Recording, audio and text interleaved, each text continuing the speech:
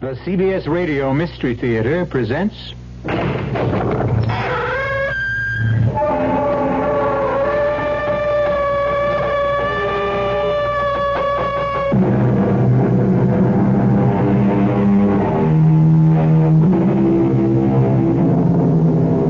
Come in. Welcome. I'm E.G. Marshall.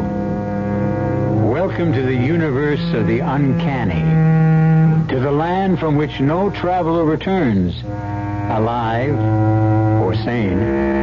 It can be reached so many ways, down trails of terror, along paths of peril, or, strangely enough, through bustling city streets.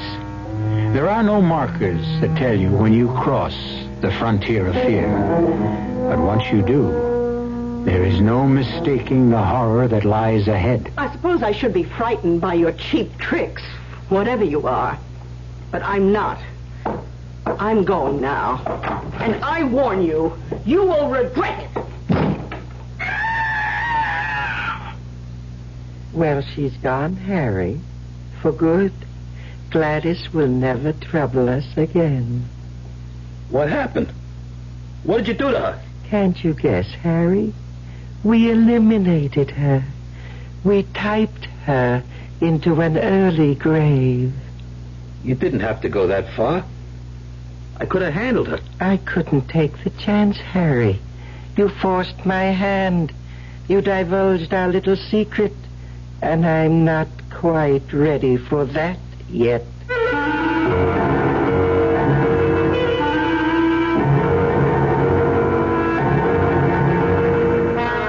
Our mystery drama, The Frontier of Fear, was written especially for the Radio Mystery Theater by Milt Wissoff and stars Jerry Stiller. It is sponsored in part by Anheuser-Busch Incorporated, Brewers of Budweiser, and Buick Motor Division. I'll be back shortly with Act One. When you feel like having a cold Budweiser, do you automatically reach for a glass? Well, sure, Bud's a great beer any way you drink it. But without a glass, you're really missing something. Now take that wonderful Budweiser head of foam, for instance. Those bubbles, tiny though they are, still amount to something pretty special at the top of your glass. Taste appeal and eye appeal. Two results of exclusive beechwood aging and natural carbonation. It takes a lot longer to brew Budweiser that way, but brewing beer right does make a difference that you can taste. That's why when you say Budweiser, you really said it all. Anheuser-Busch, St. Louis. If you wear or buy eyeglasses, you couldn't live in a better place than Dallas. Optics is right here, one of the nation's largest suppliers of glasses and contact lenses. Opticians and optometrists all over the country send them work. And now, Optics have a special plant sales room open to the public. That means anybody in the Dallas area can now enjoy Texas-size savings on all glasses and contacts. The widest choice of quality frames, a complete choice of lenses, clear, tinted, bifocals, contacts, and the new half-weights, lenses that are half the weight of glass. Complete one-day service for most glasses, too. Full satisfaction guaranteed. Optics Vision Center, the special direct sales outlet right at Optics Plant, 2534 Royal Lane between Stemmons and Harry Hines. Open to the public Monday through Friday, 8:30 to 5:30. Saturday till 12. Come in and see for yourself. Put on a happy face at your vision center.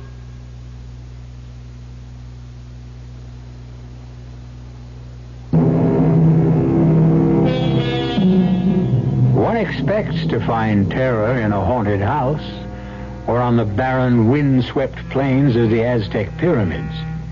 But it is even more intense when it is encountered on the streets of a modern metropolis.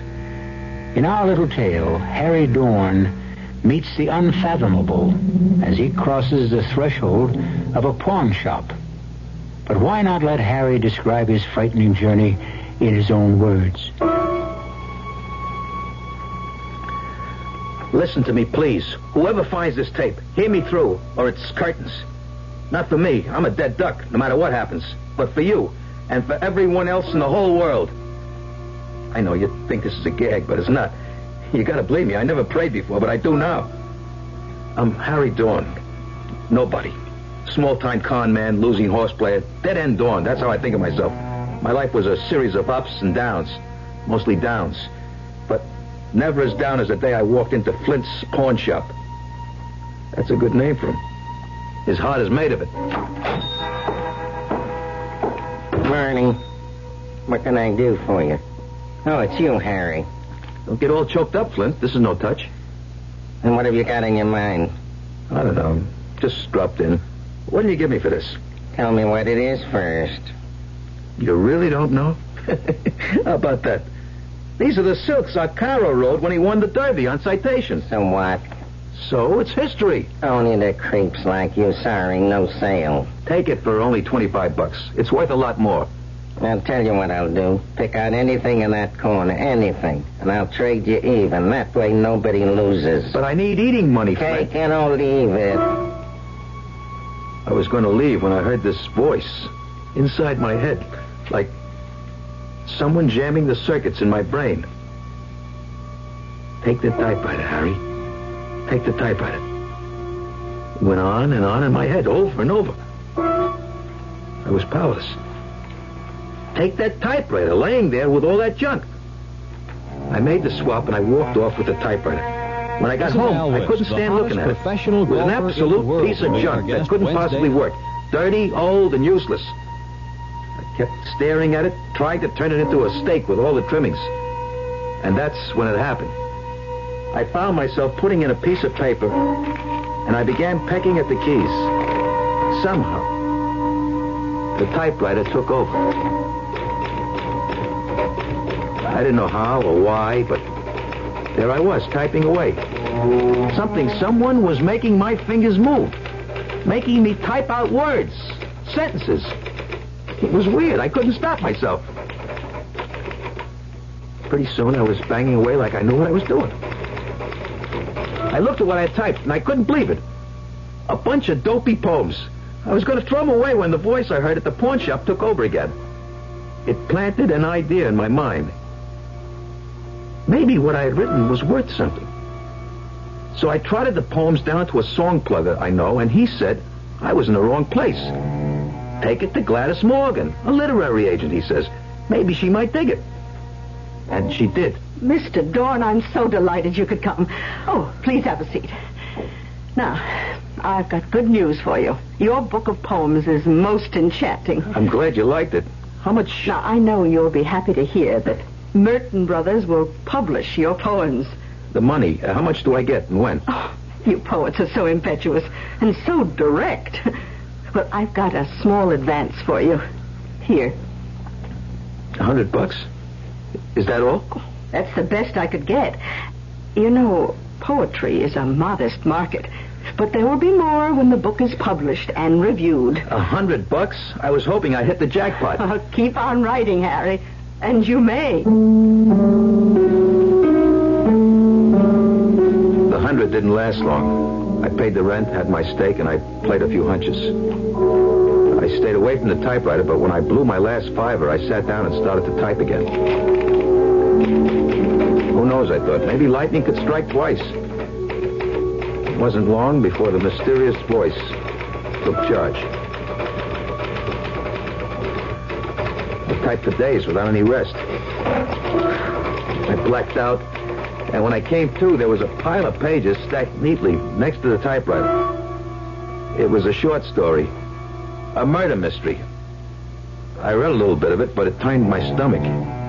Too bloody. But I sent it off to Gladys anyhow. I didn't have anything to lose. Guess what? Another sale. And the bread came in like manna from heaven. I was sitting on top of the world until I got a visit. Who's there? Police. What do you want? You Harry Dawn? That's right. Did you write this story? Death on a side street. Sure I did. Anyone says I didn't is a cockeyed liar. How did you tumble on it? I dreamt it up. All of it. Right out of my head. Did you read this morning's paper? Not yet. Why? Take a peek at the headline. Gang chief slain. So what? It happens all the time. Read the story. See if it sounds familiar. You had the guy killed in your story by a mortar shell, right? It's a little weird, but you gotta have a gimmick today to sell your stuff. Oh, is that right? Yeah. Well, read the item in the paper. There. See how Esposito was wiped out. A mortar shell. Mm-hmm. Isn't that something? I didn't think those bums could read. So you're claiming they copied it from your novel, huh? Well, what else could it be? We'll find out, Mr. Dorn. We'll find out at headquarters. One way or another.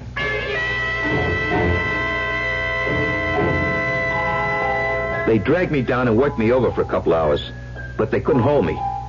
The lawyer Gladys hired had me sprung. I was pretty well shaken by the time I got home. I sacked out for about 24 hours, and then I went back to my usual routine. It didn't take long before I was in my usual condition, tapped out. My investments betrayed me, 6 straight losses on the NFL cards, and 2 days of dogs at Belmont. I had to get back to that infernal machine, the typewriter. This time I tried to do my own thing. I tried writing about an actual incident out of my own life. But it came out garbage. Even I could recognize it was trash. I crumpled sheet after sheet of paper. That's when I heard the voice for the first time. Right out of the guts of the typewriter. Really heard it right outside my own head. Get up, Dorn. Look at you. You're a miserable sight. Can't be. I'm just hearing things. A typewriter that talks. I must be going off my rocker. No, you're not. I exist, and what I say is real. Who are you? What are you? To start with, I am not a typewriter. I control it like I control you. You're both equally primitive mechanisms. Look, pal, I don't have to take that from you. No. Who were you kidding? I'm the best thing that ever happened to you. You were a petty chiseler when I found you. You found me? Of course, you fool. You didn't have any choice in the matter. Please, what do I call you? It doesn't matter. In my world, I'm known as... What is your equivalent? Gan. All right, Mr. Gan. Clue me in, will you? Just a little. Well, I can do things. I can read what you call the future. Or I can make things happen. Either way, I don't like it. Put your fingers on the key.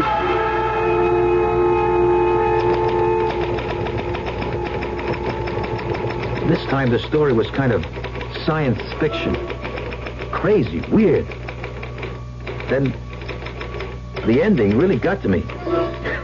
A tidal wave that sweeps across the ocean and wipes out an island in the Pacific, killing every living thing.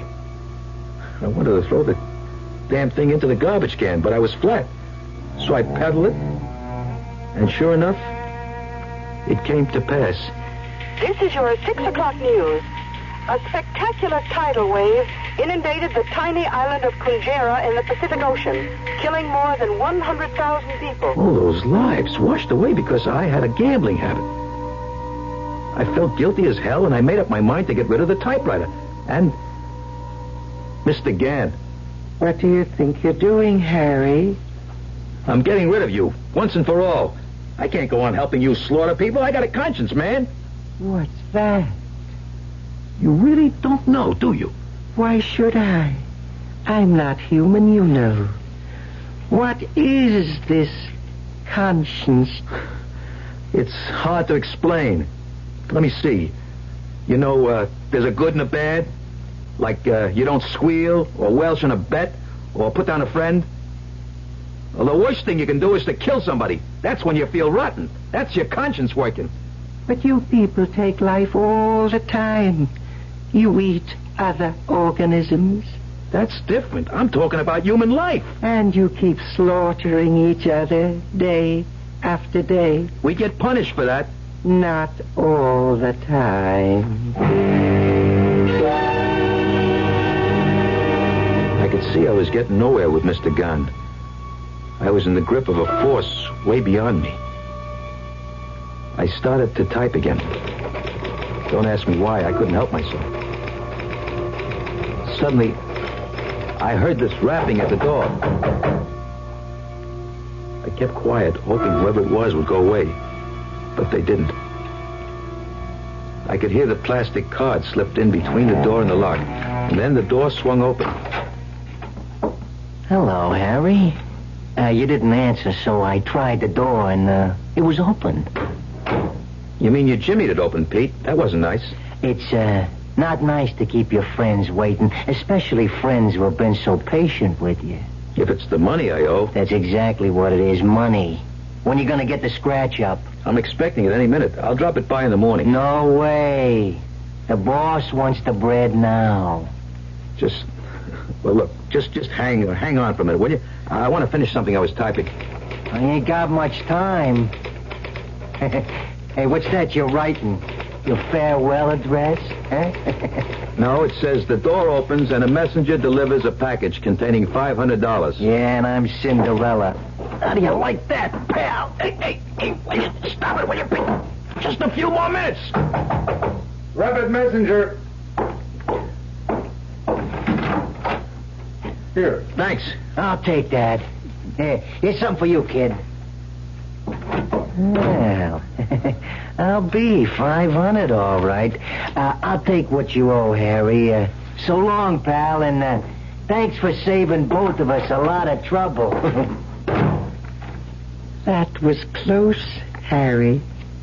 Too darn close. Why did you wait so long?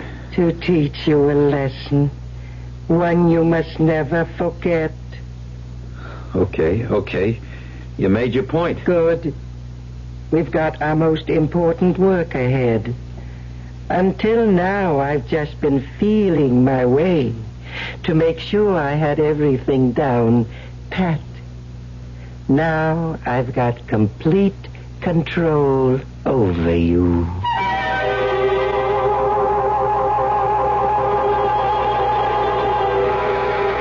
The strange voice that comes to Harry through the ether, or is it inside his head, has displayed its awesome powers. Powers that can reach across time and space, can make or unmake events. But for what purpose? We'll learn more when we return shortly with Act 2.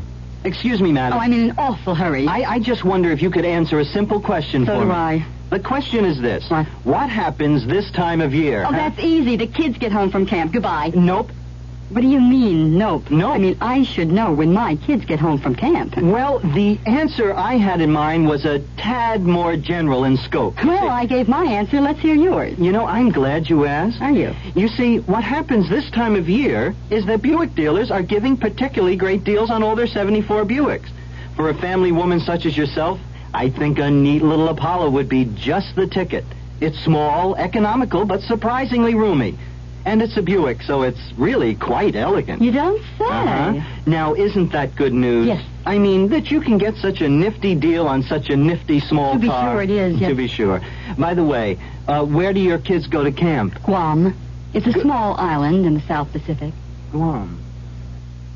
Whenever the summer weather has got you in a stew, you're feeling hot and sticky and don't know what to do. Yes, the double deodorant feeling that's so refreshing. It's yours for sure every time you shower with a lot of Irish Spring. Cool off with an Irish Spring shower. Summer refreshment, summer protection for the whole family. Enjoy summer more with Irish Spring. Irish Spring. In the world will be our guest Wednesday night on KRLD's Sports Central Dallas show. Our guest will be Sandra Haney. On the LPGA Tour in 1974, she has won 4 tournaments. The Dallas golfer will be in our studios from 6 to 7 p.m. Our first sports question, what was the winning score in the Civitan Open last year, and who won the Civitan? Sports Central Dallas. Our guest Wednesday, Sandra Haney, right here on KRLD.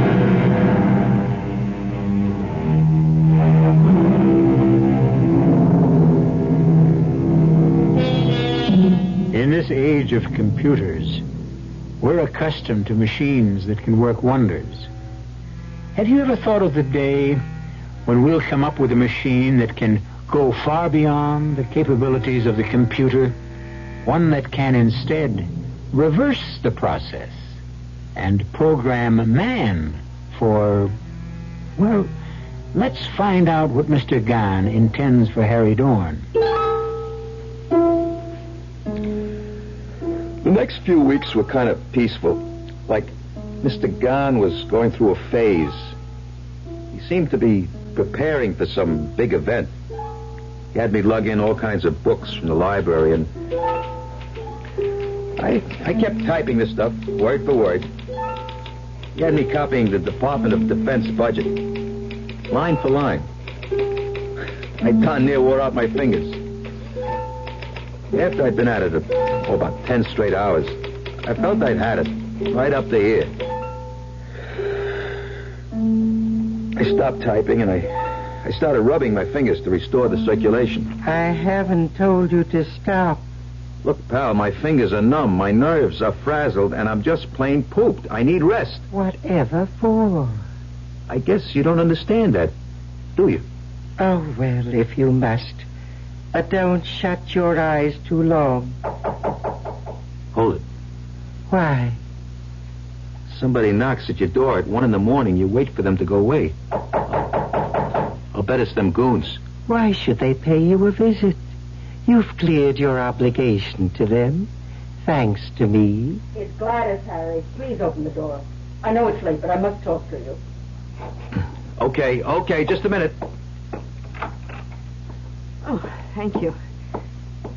Now, why haven't I heard from you, Harry? I didn't have anything to say. I just wanted to know why you... Why I what? Why you've decided to leave me for another agent.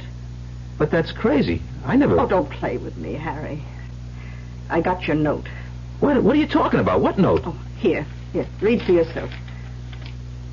But I never wrote it. Oh, I get it. It's your doing, Mr. Gahn. You had me write it, and I sent it without reading it. Who are you talking to? Oh, poor Harry. You've been working too hard. It's not me. It's that typewriter. Gladys, I'm going to show you something that'll knock your hat off. You think I wrote them poems and all that other junk? Oh, I believe anything you say. Sure. Well, the truth is that the typewriter, or rather, Mr. Gahn, does all the brain work. Watch. Come closer, Gladys. Just watch what comes out. In the early hours of the morning, the city was asleep. Darkness blotted out the pressures and the torment of the day. Pretty classy. I never had any education, Gladys. I just sit there and punch the keys under his direction. It is true, Miss Morgan. Oh, what? This lame brain would be hard put to write simple declarative sentences by himself, let alone this magnificent output. Who are you? What kind of trick is this? No trick, my dear. What Harry told you is absolutely correct. Oh, it's too bad, however. Too bad he insisted on telling you. What are you talking about? Type, Harry. Type until I tell you to stop.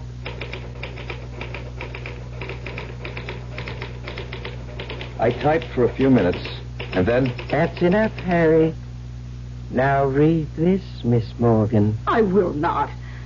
You may have him under your control, but not me. Goodbye, Harry. Gladys Morgan turned to go. She was distraught. But she would have been terrified if she only knew. Don't go, Gladys. Don't leave now. If she only knew what fate awaited her on the other side of the door. Well, she's gone, Harry. Gone for good. Gladys will never trouble us again. What did you do to her?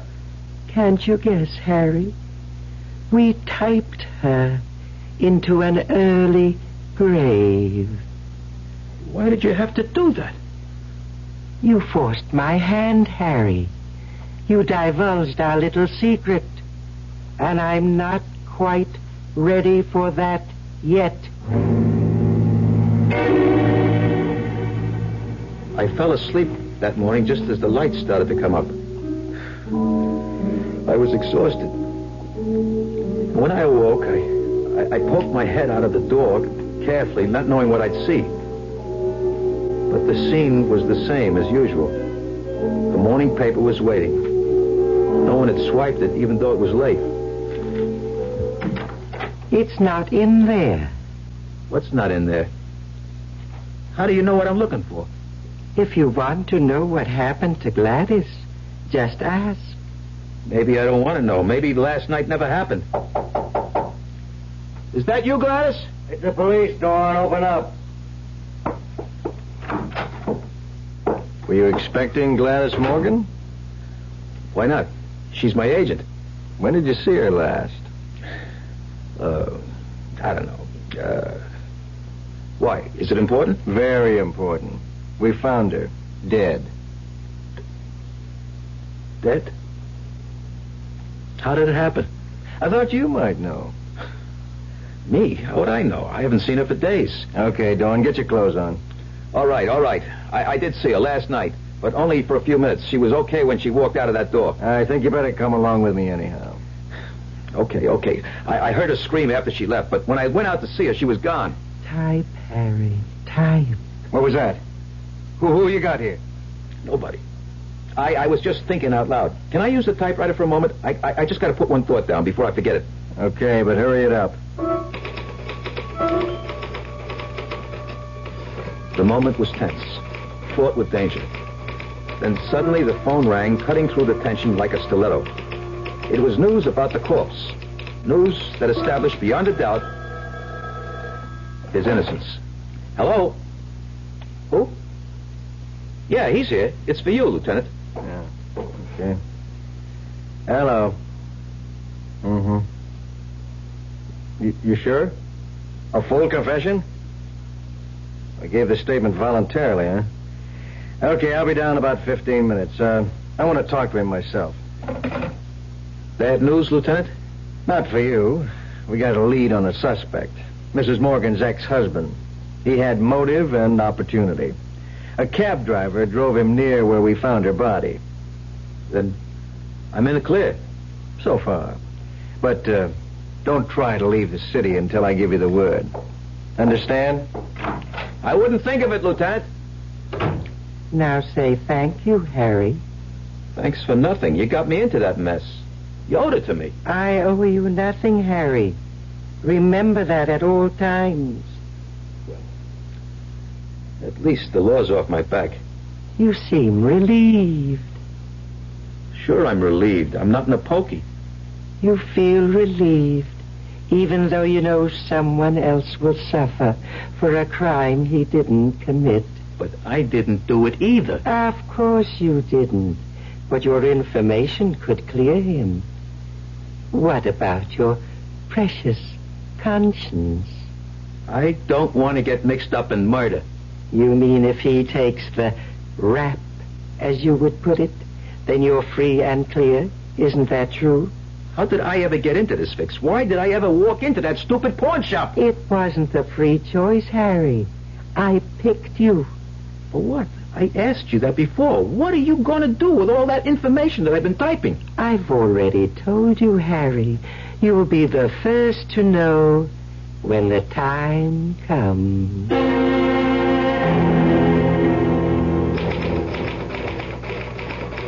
It hit me while I was typing this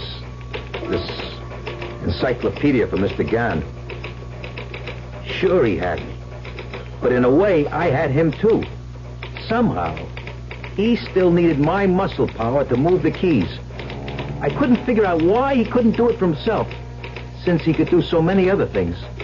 But the fact remained, Mr. Gahn had no way of moving the keys without me. Quite commendable, Harry. You do have some low cunning. How did you know what I was thinking? I'm in your mind all the time. What is this great inspiration you've had? You ought to know. Oh, my head. It aches. I'm waiting, Harry. I want you to help me get back at some of the rats who put me down. Is that all? Look, Harry, I am not a genie caught in a bottle, waiting to do your bidding. Okay, then I go on strike. No help, no typing. Nonsense. But tell me what you want. Only let's not waste too much time. We have much to do. Okay, I want the bookie hit big. I want him wiped out. That's it? To start with. The other two little favors depend on how this works out. All right. Start typing. I put a fresh sheet of paper in the machine and hit the keys. I didn't even bother reading it. All I could see was Pete and his boss going down the chute. You can stop now, Harry. When will it happen? Go down and buy a late paper. You mean now? That quick? Okay.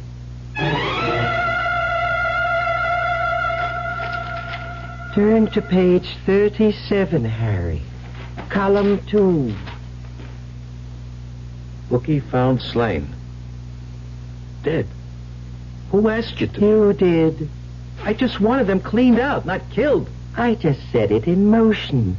Natural law took over after that. Let's not waste any more time. What are your other two favors? I don't know if I still want them. Not if they end this way. They don't have to. Tell me what you want, or back to the typewriter. Don't rush me. Let me think. Okay, here they are. I want my old man to retire. He's worked hard all his life, and I'd like to see him stop. His pension doesn't start for 3 years more. Make it due now. And the other favor? My sister, she's had it pretty tough. She and her husband are just making it. It's hard on the kids. I want her to come in to some bread, enough to make life easier for them. Done and done. Just hit the typewriter, Harry. All the time I was typing, I felt myself pulling back, trying to make my fingers stop. Somehow, some way, I knew what I was doing was wrong. Hello? Yeah, it's me. What's that? No, I can't believe it. A heart attack? How did it happen? Well, how's he doing now? I see. He'll pull through, but he'll never be able to work again? Yeah, I'll meet you at the hospital in about 15 minutes. Goodbye. You murderer! You can't do anything good if you tried! Why did you have to do that to my father? I just set the wheels in motion, Harry. I don't steer the vehicle. Call off the other favor. I don't want your help anymore for anything. It's too late, Harry. Read what you've typed. On the way home from work, George Masters was mugged in a subway passageway. He died of wounds received in the struggle. You swine, you! His wife was the sole beneficiary of a $100,000 life insurance policy. There you are, Harry. All taken care of. Now back to the typewriter, or I'll be forced to take care of you.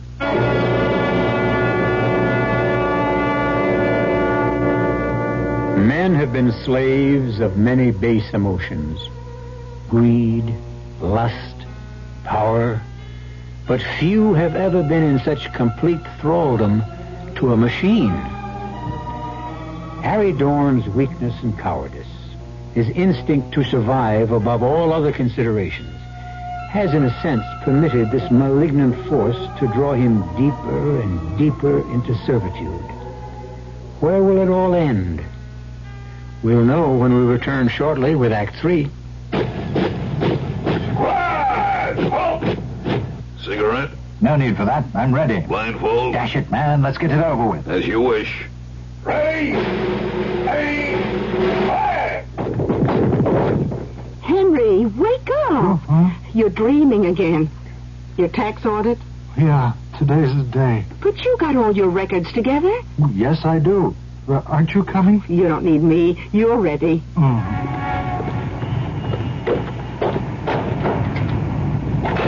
Can I help you, sir?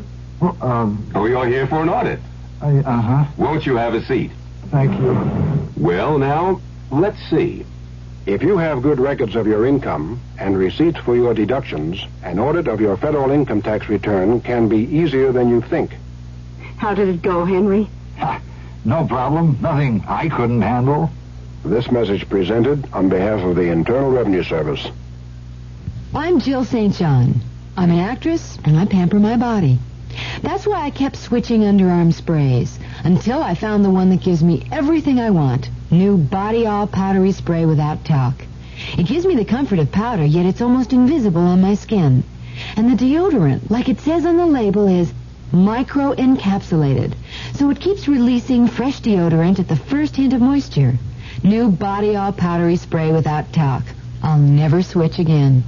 The grand opening of the new Sheraton Safari is this weekend, and they've got a beautiful offer for your family. The Lost Safari Weekend. You'll get a room at the Sheraton Safari, breakfast and dinners, and tickets to Six Flags, Seven Seas, Sports World, and Lion Country Safari. All of this, an entire 3-day weekend for your family for only $100 flat. For reservations, call 263-4421, 263-4421, or visit the new Sheraton Safari off the Turnpike on Beltline just south of Lion Country Safari.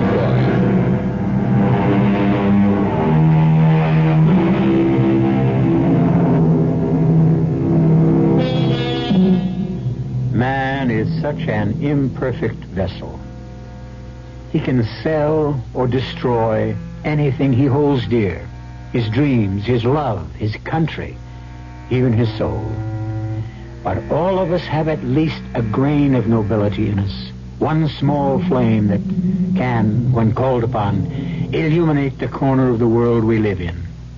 Even so base and useless a man as Harry Dorn cannot extinguish this frail light. I was getting in deeper and deeper.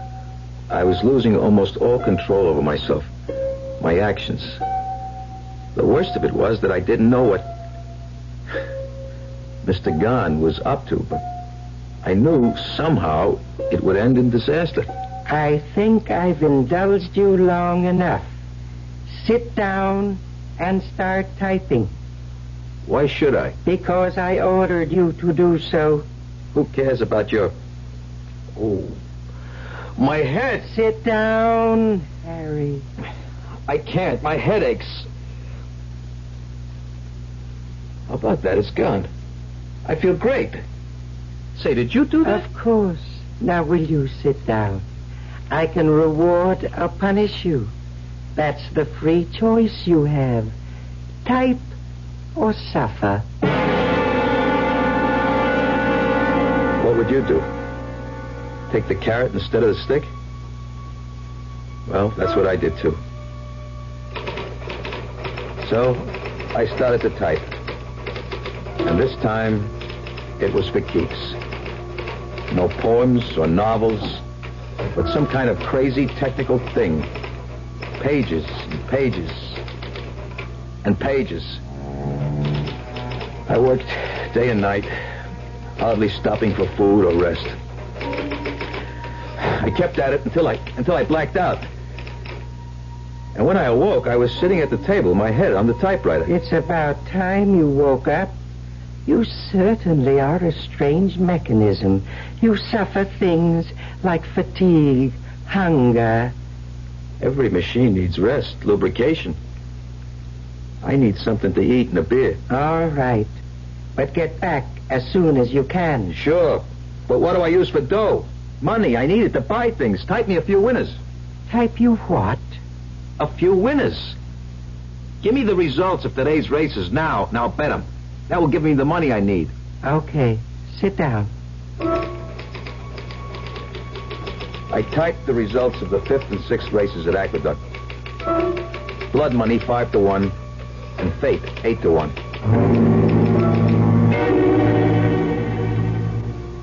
You win again, Harry. Fate 17-2. Not bad.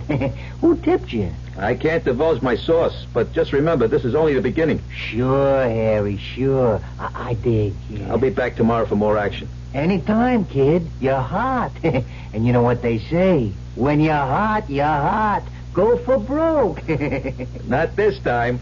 I got it all psyched out. A new system they can't miss. Yeah, and I'm going to be Miss America this year. Wait and see, wise guy. Wait and see. It's about time you got back. What am I supposed to do? Punch a time clock? Count your blessings. I came back at all. Oh, I wasn't worried about that for a moment. Now, shall we do a little work? Why not? You give a little, I give a little. Start typing, Harry. I typed through the night. By the time the sun started to come through, I had piled up a ton of paper. It's a lucky thing the pages were numbered. Otherwise, I'd never know how to put it all together. We're not through yet, Harry. We are for now. I need a little shut-eye, and then I'll be set again. Oh, very well. But don't take too long. Don't worry. I'll set the alarm to make sure. I'm happy you decided to cooperate. What is this stuff I'm typing? Sounds screwy. Disintegrator and assembly unit. Interspatial disturber unit. Sounds like some kind of invention. You could describe it that way. Who cares? Oh, before I forget, type me out the winners for tomorrow. I mean today. I'm going to show him what Harry Dawn is made out of. I shouldn't think you'd want to do that.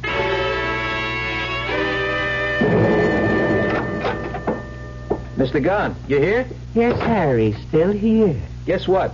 The card, we swept it. Daily double, 4 exactas and a triple. I had to move around to several bookies before the day was over. They couldn't handle it all. Did you get it? Not all of it. They're going to deliver the rest in a few days. I'm riding high.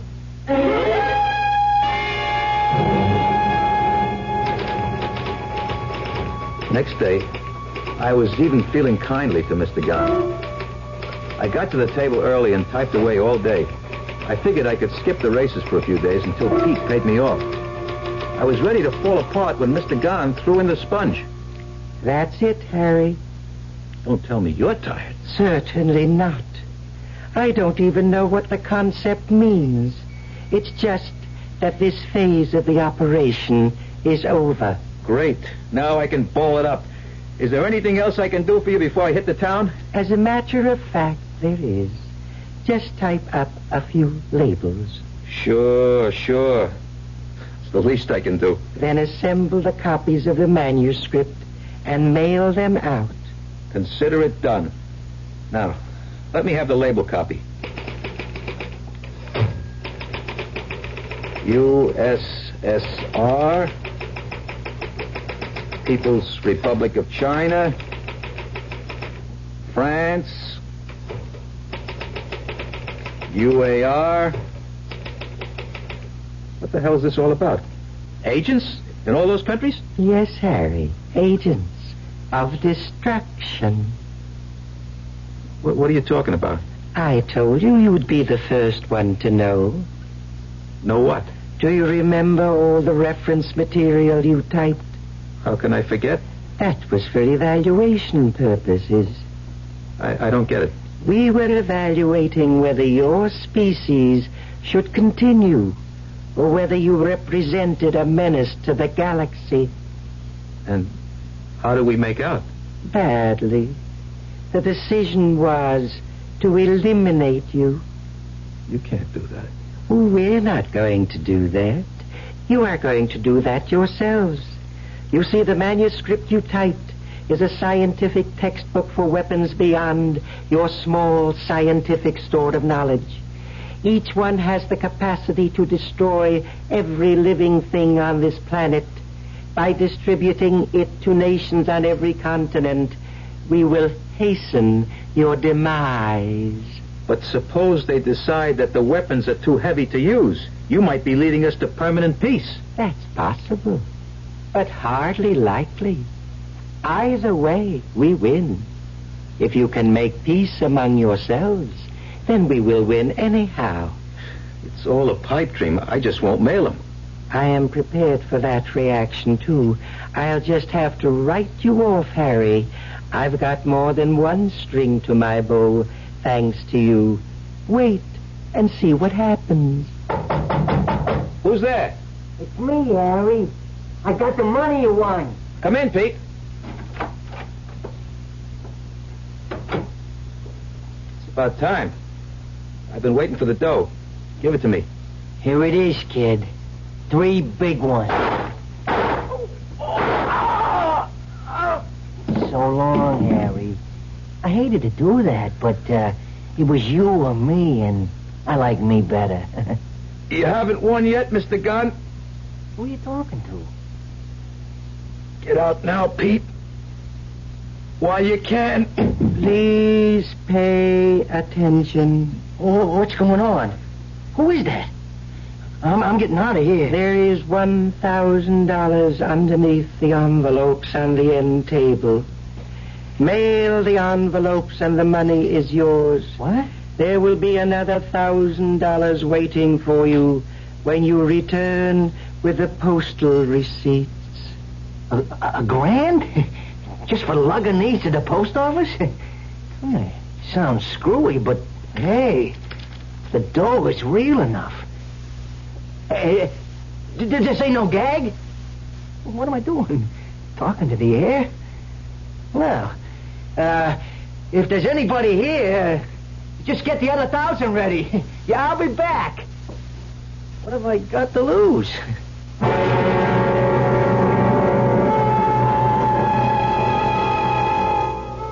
Harry Dorn gave his life in what was perhaps the first unselfish action of his miserable existence. And it seems for naught. But then again, perhaps not. Just as Mr. Gann underestimated Harry's greed, he may also have miscalculated the corruption of the world's leaders. They may set Mr. Gann's sinister plans back indefinitely. At least we hope so. I'll be back shortly. Do you think a computer programmer needs the use of his legs? New York University doesn't. They hired a man who's almost totally paralyzed. Yet they'll be the first to admit Tom Clancy's one of the best computer programmers they ever had. Of course, Tom Clancy's just one person, but there are millions of men and women in this country very much like him. People who have accepted their disabilities and come through rehabilitation with skills, determination, and a sense of responsibility. Yes, Tom Clancy's got a very good job. But what about all the others? The Director of Vocational Rehabilitation in your state has a file of highly qualified people in every field, ready, willing, and able to work. If you're not in a position to hire them, talk to someone who is. And next time there's an opening in your company, ask him to write the Director of Vocational Rehabilitation. His office is in your state capital. A public service message brought to you on behalf of the Department of Health, Education, and Welfare and the Advertising Council.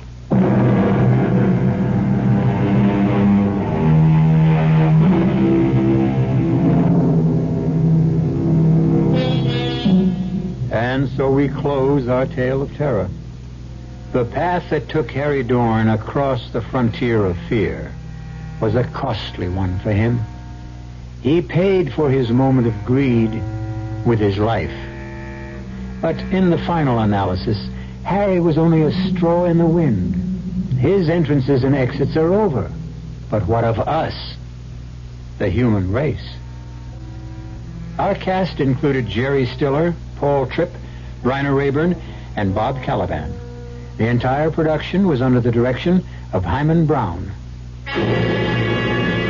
Now, a preview of our next tale. It's a matter of life and death. Life and death? Whose? Yours, I'm afraid.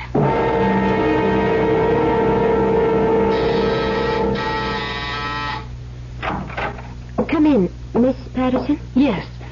My credentials. New York City Police. Mrs. Stoddard, what I'm about to tell you is going to shock you. But please keep in mind that at the moment, at least, you're in no danger. Danger? At the moment? What are you talking about? Let me explain. About an hour ago, the body of a young woman, a bride, was found in her home in Shaker Heights. I just heard the bulletin on the radio. Did you? What has that murder got to do with me? She was murdered by your husband. Radio Mystery Theater was sponsored in part by Buick Motor Division and Anheuser-Busch Incorporated, Brewers of Budweiser. This is E.G. Marshall inviting you to return to our Mystery Theater for another adventure in the macabre. Until next time, pleasant dreams.